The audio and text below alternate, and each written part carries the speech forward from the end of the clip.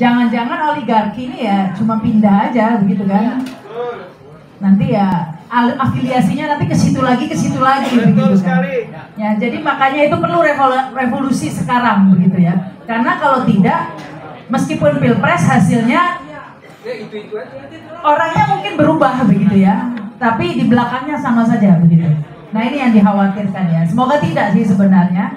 Jadi ini mungkin harus ya yang penting tadi itu koreksi. Karena kalau kita diam saja, mungkin di Kanjuruhan 120 yang mati, tidak menutup kemungkinan selanjutnya ada lagi kalau dibiarkan terus begitu ya. Saya sudah sering bicara seperti ini.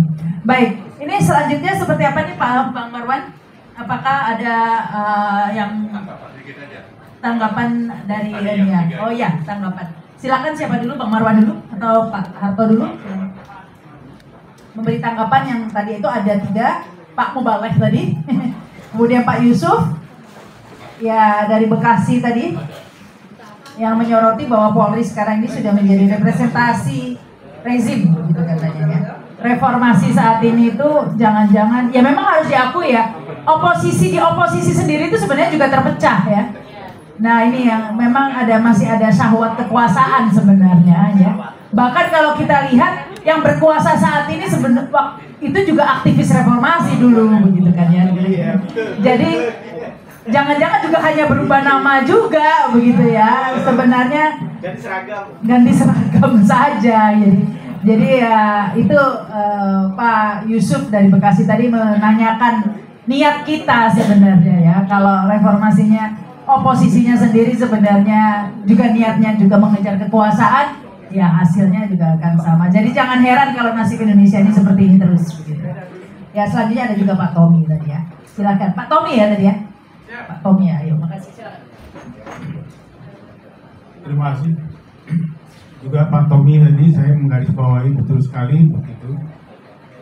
Jadi kalau saya duduk di sini, saya mengatakan tidak cukup reformasi Polri. Jadi yang harus direformasi itu adalah pemerintah. Pemerintah yang tinggal kita menggantikan sesuai dengan pemilu atau lebih cepat. Saya kira itu jawaban itu. Kalau ikut kita dengan pemilu, maka penggantian itu kita ikuti gendang permainan dia, irama dia. Jadi reformasi yang harus kita lakukan adalah reformasi pemerintah. Reformasi pemerintah. Ini yang terima kasih. Baik, terima kasih Pak Harto. Reformasi pemerintah menarik. Silakan nih Pak Abdullah. Pertama, menurut Undang-Undang Dasar 2002 untuk melakukan impeachment terhadap presiden, maka DPR yang harus memutuskan dalam pleno DPR. Setelah pleno DPR memutuskan impeachment, baru DPR menyampaikan ke MK. MK setelah memutuskan presiden di-impeach, baru kembali ke DPR bawa ke MPR, baru presiden di-impeach. Itu menurut Undang-Undang Dasar 2002. Sementara tadi saya sudah katakan bahwa hasil survei KPK 2019, 51% anggota DPR ada pebisnis, berarti oligarki. 9% yang murni pilih. 40% itu hasil survei KPK itu dibiayai oleh oligarki. Dealnya apa? 2. Pertama, proyek. Kedua, undang-undang. Jadi Anda lihat pembangunan infrastruktur dari Aceh sampai Papua Barat itu melanggar ketentuan karena hanya dengan Kepres, tidak dilalui. Yang kedua, undang-undang. Undang-undang Minerba, undang-undang COVID-19, undang KPK, undang-undang Cipta Kerja, itu adalah deal antara mereka dengan perusahaan.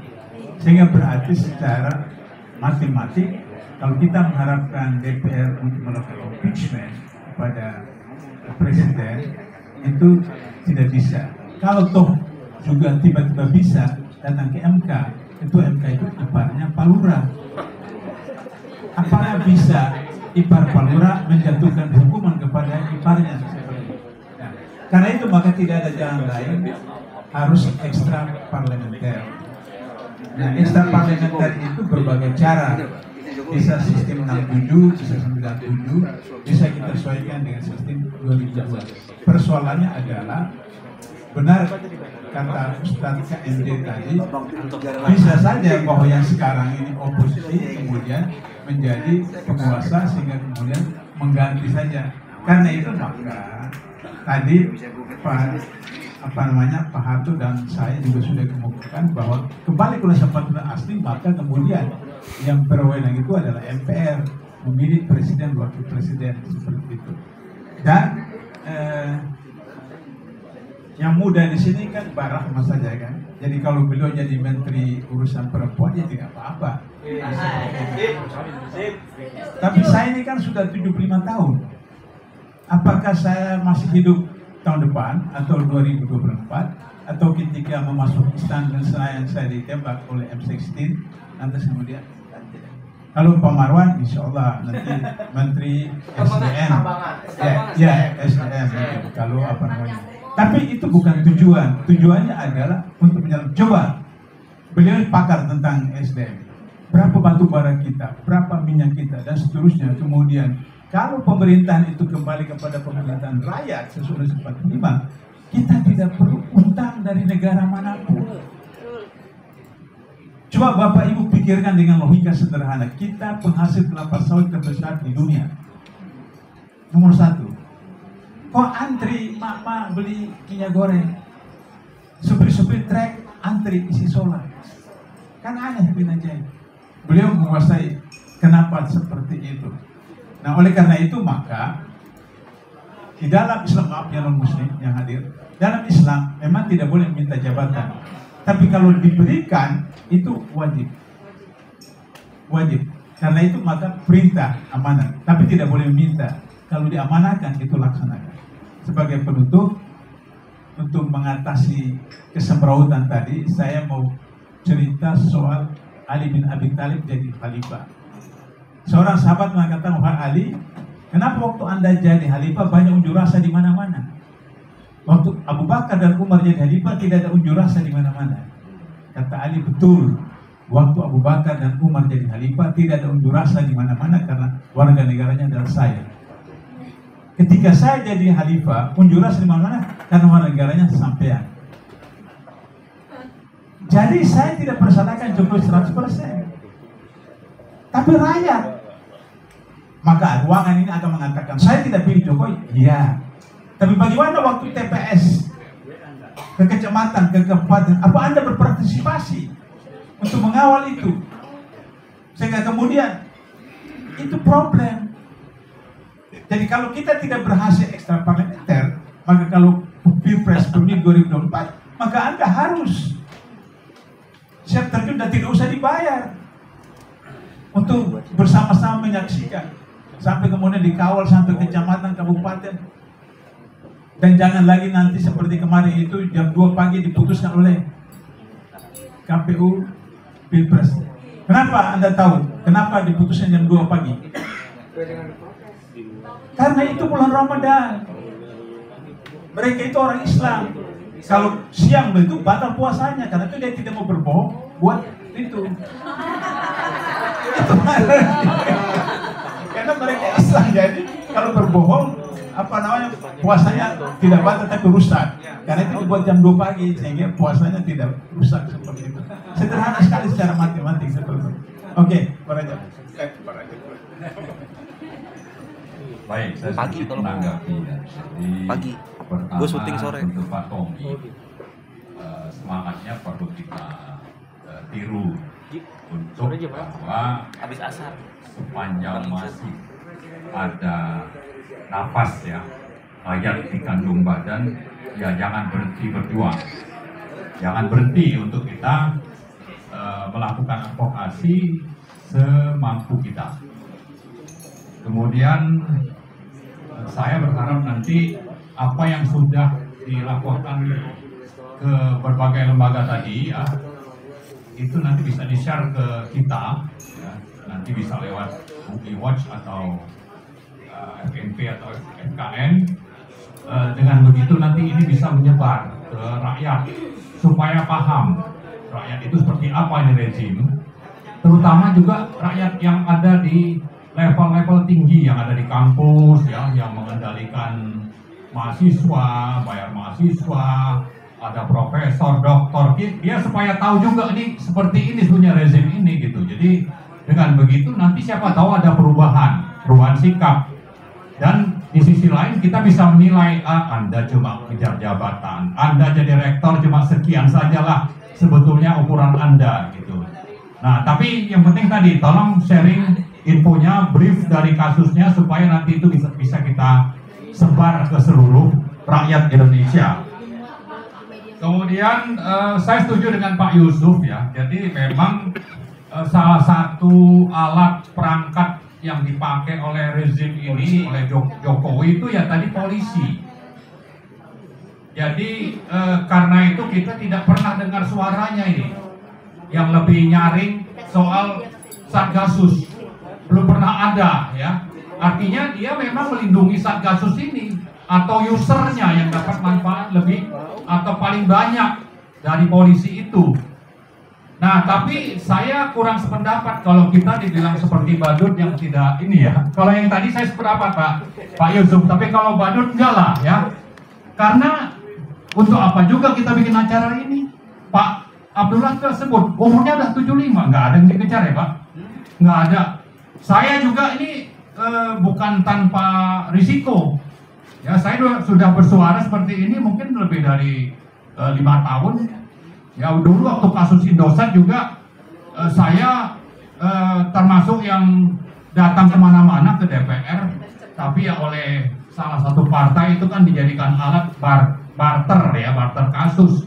Jadi penjualan Indosat itu akhirnya kan ya lewat begitu saja, kita menjadi budak dari asing. Pelanggan mereka itu boleh ratusan juta, tapi nanti untung dari bisnis Telkom itu ya dinikmati oleh orang asing misalnya. Kita sudah jadi budak hanya dari kasus Indosat itu gitu. Nah, karena itu oke lah ada boneka, ada badut, tapi mudah-mudahan kita jangan masuk salah satu dari golongan yang bermasalah itu. Kita tetap konsisten, harus selalu saling menjaga sinergi ya, saling bersatu, terus bersuara, karena hanya dengan itulah, karena ini juga ada perintah agama kita ya. Jadi Bapak tadi menyebut pengurus masjid, saya kira kalau bicara tentang banyak kejadian yang sedikit bisa mengalahkan yang besar, itu kan ada di dalam Al-Quran. Itu mudah-mudahan bisa menjadi penyemangat atau membuat kita tetap konsisten untuk terus bersuara. Nah, satu lagi saya terus teringat tadi begitu Bapak menyebut soal badut itu, saya udah temukan ayatnya itu ya. Jadi intinya sebetulnya Allah perintahkan kita untuk terus berbuat di ayat ke 105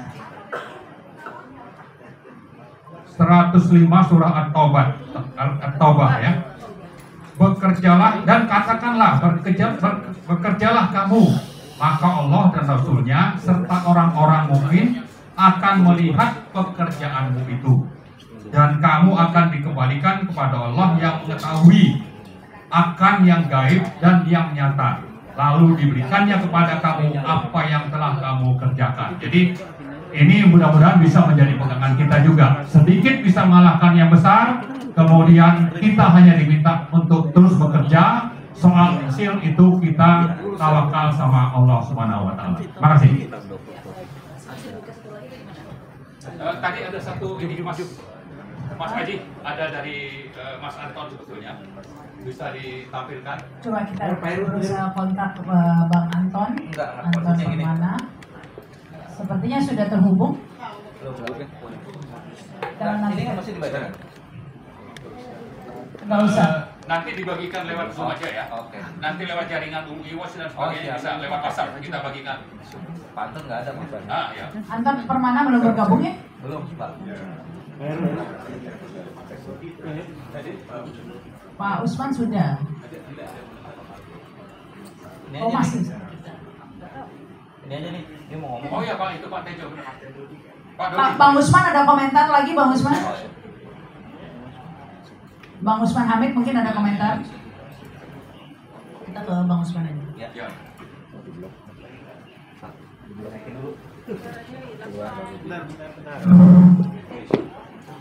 Biasa, dirubah dulu di switch.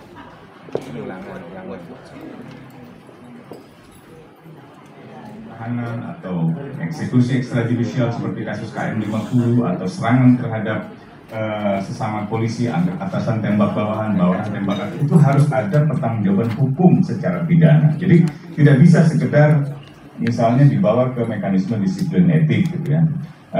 Tidak bisa sekedar ditempatkan dalam tempat khusus, entah statusnya apa itu dalam hukum acara pidana, saya kira tidak ada itu kecuali dalam peraturan internal kepolisian.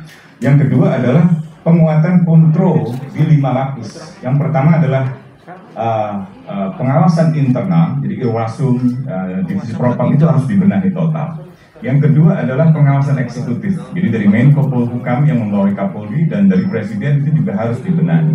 Yang ketiga adalah pengawasan legislatif dari Komisi 3. Biasanya ini ada konflik of interest juga di Komisi 3. Banyak yang mendapatkan fasilitas ajudan atau bahkan fasilitas nomor plat polisi yang membuat mereka juga jadi seperti ewu pakewu di dalam mengkritik kepolisian menghidupkan fungsi kontrol itu atau fungsi anggaran. Fungsi anggaran ini sangat penting sebagai kendali di dalam politik untuk kepolisian. Yang keempat adalah pengawasan yang sifatnya dari lembaga eksternal seperti Kompolnas. Nah, ini dalam kasus-kasus terakhir seperti pembunuhan Joshua, kemudian kasus KM 50 cenderung menjadi juru bicara kepolisian. Nah, ini yang saya kira harus dievaluasi serius gitu ya. Anggota yang cenderung menjadi juru bicara kepolisian ya harus dievaluasi, kalau perlu dinonaktifkan gitu. Sementara anggota-anggota yang tetap independen dalam Kompolnas ya harus dipertahankan. Komisi Nasional Hak Asasi Manusia juga demikian, sampai dengan Ombudsman. Nah, yang kelima adalah pengawasan dari publik. Nah, ini yang sebenarnya paling kuat dari kelompok-kelompok lembaga masyarakat sipil, dari organisasi keagamaan, dari berbagai lembaga bantuan hukum yang paling vokal dan dari masyarakat, termasuk di media sosial. Nah, tentu diperlukan jaminan ruang sipil, ruang kebebasan yang kuat ya, supaya orang berani mengkritik, berani menyampaikan pendapatnya tanpa ada ancaman kriminalisasi atau diretas seperti kasusnya Narasi. Bayangkan kasus Narasi itu hampir 30 orang awak jurnalis Narasi diretas akun-akunnya tanpa ada yang mempertanggungjawabkan hingga saat ini. Nah, ini yang saya kira penting ya, akuntabilitas dan pengawasan kepolisian ya, terhadap pelanggaran-pelanggaran hukum yang terjadi selama ini. Demikian Mbak Rahma, Pak Soeharto, Pak Abdullah Hamahua dan juga Pak Marwan Batubara. Terima kasih telah memberikan kesempatan pada saya. Assalamualaikum warahmatullahi wabarakatuh. Terima kasih.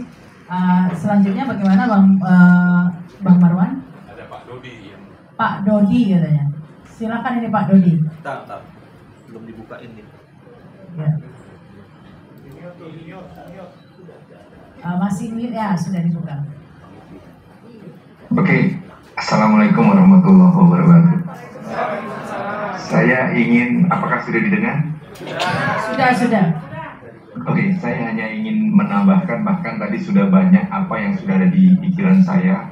Ini banyak sekali yang cocok gitu. Apalagi hari ini mendapat informasi yaitu polisi yang ada di Hong Kong. Menurut saya, coba perhatikan saja saat ini polisi itu sebenarnya seperti apa sih di dunia maya, di dunia apapun, dimanapun, negara manapun. Polisi itu yang berpangkat jenderal itu tampaknya salah satu, hanya beberapa 1-2 negara. Salah satunya Indonesia. Mereka kan sipil ya, sipil mereka, bukan militer. Apabila militer, apalagi saya kan basically militer ya, dari Angkatan Udara yang saya pernah bilang, saya dulu pilotnya Pak Harto di zaman itu. Nah, disitulah saya melihat di sini, dulu saya sudah diingatkan, sekali lagi dulu pernah saya bicarakan, saya diingatkan oleh saudara senior saya, Bapak Sudirman, Navigator tahun 71. Di situ dijelaskan hati-hati kelak polisi akan reformasi. Nah, ternyata dipikir akan reformasi ke Departemen Dalam Negeri, ternyata di bawah Presiden. Ini yang menurut saya sangat salah. Karena seorang sipil di bawah Presiden akibatnya dipakai alat politik seorang Presiden. Yang ini yang berbahaya. Terbukti kan banyak yang tertembak ketika demo, ketika bahkan kemarin di stadion, sangat memalukan menurut saya. Dan yang paling penting ini Mbak Rama, itu adalah sejak kapan narkoba itu ada? Sejak kapan perjudian itu ada? Kenapa mereka ada BNN tidak bisa memberantas? Ini sebenarnya mau diberantas atau dipelihara? Nah, di sini pun sudah hal yang kelewatan gitu loh. Seorang polisi dengan katanya hidup hedon yang dikatakan ini tadi, saya heran. Dan bahkan kemarin beberapa hari yang lalu Kapolri membuka aibnya bahwa tidak ada lagi setoran. Nah, berarti selama ini mereka setor gitu. Inilah yang disayangkan oleh masyarakat. Jelas bahwa polisi perlu direformasi. Dan menurut saya, ketika dulu sebelum reformasi, bayangin bapak-bapak dan ibu-ibu bisa lihat di mana letak duduk Kapolri. Saat ini sampainya Panglima. Dulu tidak. Dulu Panglima, darat, laut, udara, dan polisi. Kini tidak. Kapolri bersebelahan dengan Panglima. Coba perhatikan di layar-layar gambar-gambar di jalanan atau apa. Silakan. Demikian kira-kira saya rasa apapun itu polisi saat ini perlu direformasi apapun bentuknya. Saya setuju tadi seperti direformasi tadi yang dikatakan tadi Pak Dokter bahwa polisi itu semua Kapolda, Kapolres, Kapolsek dibuarin. Nah itu terus diangkat lagi reformasi entah itu tapi menurut saya yang terbaik, menurut saya ya itu Dagri. Ini menurut saya. Demikian kira-kira. Terima kasih. Assalamualaikum warahmatullahi wabarakatuh. Waalaikumsalam warahmatullahi wabarakatuh. Terima kasih Pak Dodi. Yang ternyata katanya mantan pilotnya Pak Harto gitu ya. Wajahnya juga mirip Pak Harto tadi kita ngomong. Kok bisa mirip gitu ya. Ini mungkin masih ada satu lagi kali ya Bang Marwan sebelum closing-nya. Satu penanya saja, silakan ya. Pak Taufik ya? Pak Taufik Bahaudin aja deh, Pak Taufik Bahaudin. Soalnya dari UI Watch sini yang aktif. Silakan Pak Taufik. Saya nggak mau nanya, ini cuma mau ngasih. Ini di depan Pak, di depan nggak dengar Pak, pakai mic lah Pak. Syarat. PKI Pak. Setuju. Saya nggak mau nanya, mohon izin ya. Saya ingin menyampaikan aja beberapa hal dan ada 3 hal yang mendasari apa yang saya jadi. Yang pertama, apa yang kita lakukan karena keyakinan beda dengan karena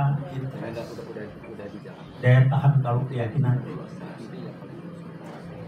Yang kedua, bahwa tidak ada gerakan apapun namanya akan bisa berjalan lancar kalau tidak ada leader, pemimpin, bukan pimpinan. Di Republik ini campur aduk antara pimpinan dengan pemimpin. Ya, yang kedua. Nah, yang ketiga, lagi belajar dari teman-teman yang ngaji bilang, orang jahat sekalipun kalau dia terorganisir, terencana, lebih well managed, dia akan bisa menang dibandingkan orang yang baik. Kan itu hukumnya begitu. Nah, saya pakai dasar. Nah, sebelum kita melakukan sesuatu, hukum tanda petik yang berlaku dalam suatu kelompok adalah kita menyamakan bahasa dulu, share meaning bersama, menyamakan apa tantangan, apa masalah, sampai kita sepakat, oh ini loh masalahnya. Kemudian sepakat kira-kira alternatif solusinya ini. Udah gitu, maka kita mulai mengorganisir apa yang kita lakukan yang kita sebut dengan action. Tambahan kecil.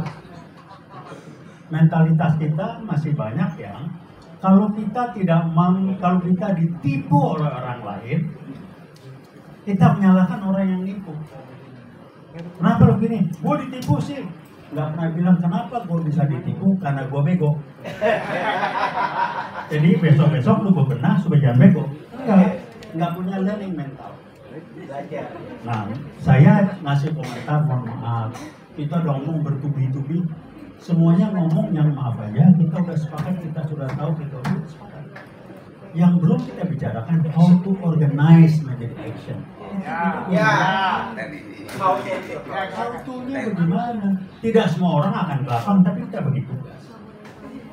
Nggak ada yang ngomong dari tadi saya dengerin, kita semua udah setuju. Saya bilang, iyalah, kita udah tahu lah. Apa yang kita ngomong udah tahu semua.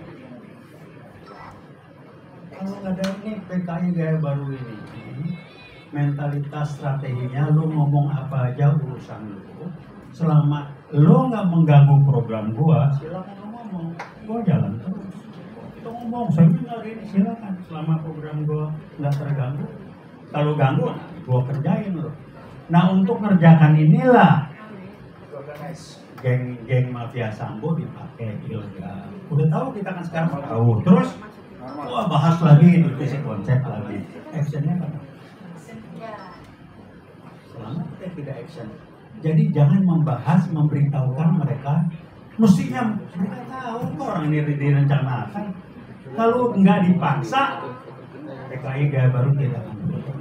Kita masih sibuk, kejebak, seringkali lupa membahas akibat. Kita lupa sebabnya. Tadi saya ngomong adanya nggak berapa orang, berapa banyak nyebut sumbernya nih PKI gaya baru bermain. Kayaknya saya jarang dengar. Kita sibuk dengan membahas akibat so what. Jadi kalau begini terus, mau sampai kapan?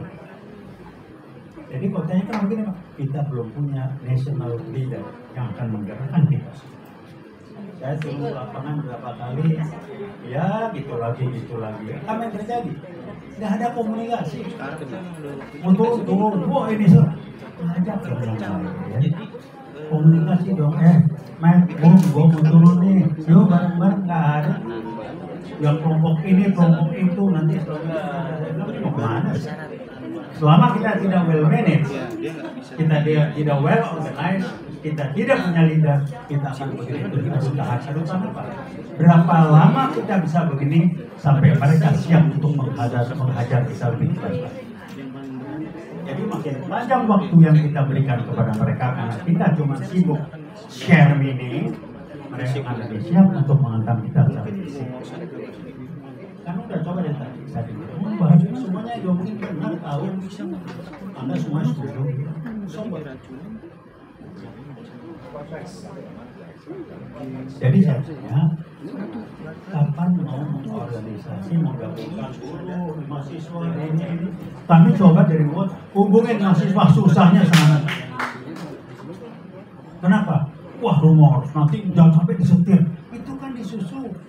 Apa Anda yakin di sini aja nggak ada yang penyusup? Ada, kan nggak usah ribut, emang tugasnya begitu. Jadi jangan diributin kalau ada penyusup di sini. Ya emang dibayar buat nyusup. Oh kita nanya, ada penyusup, ya nggak usah kaget lah. Jadi, nah ini buat saya, mari kita sepakati mulai detik ini yuk kita mulai berbicara how to. Siapa mau beli apa, kalau mau ada kegiatan tolong komunikasi ke siapa. Jadi jangan mempertanyakan, oh dia begini, ya udahlah. Kalau dia nggak begitu, kita nggak turun. Wah mestinya, dia tahu, nggak usah ngomong mestinya. Kita kan udah bahas kenapa mestinya, kenapa dia begini, mestinya begini. Ya ilah buat kita nggak hadir kalau ini nggak ngaco kan. Satgasus itu kan dimanfaatkan. Kenapa susah benar ngebongkarnya? Kok tadi gampang karena dia backingan. Oh ini backing yang kuat, kenapa? Karena jasanya dimanfaatkan. Kalau saya jadi Sambo, gua bukan. Nih, Satgasus dipakai oleh bapak ini kita dicuri. Mampus nggak? Siap? Nah kita harus antisipasi. Maaf, saya hanya mengatakan saya nggak siapa. Udah nggak banyak jumlahnya. Pernah kita paling banyak itu 600 orang. Itu paling banyak. Tapi yang lain, wah bikin sobat. Mau nginep nggak jadi. tidak well organized. Mikir enggak kalau menginap bagaimana? Apa yang enggak? Asal ngomong mau nginap dianggap otomatis bisa nginap. Ada hukum sunatullah, hukum ilmunya, ilmu dunianya. Jadi kita bagi tugas siapa yang bagian ini, siapa yang bagian ini. Kalau enggak, boyo ngomong sur, orang Medan bilang apa? Selesai ini kita sur sendiri. Sur sendiri. Wah, dianggap enggak. Dia akan jalan terus. Mungkin itu aja, mohon maaf. Masukan, mau dibilang masukan boleh, ini boleh, apa pun boleh. Kembali sana kita mau. Terima kasih. Wassalamualaikum warahmatullahi wabarakatuh. Waalaikumsalam warahmatullahi wabarakatuh. Terima kasih Pak Taufik, boleh. Ini sudah kita tutup ya karena sudah jam 4. Terima kasih kepada para pembicara. Tepuk tangan dulu kepada para pembicara.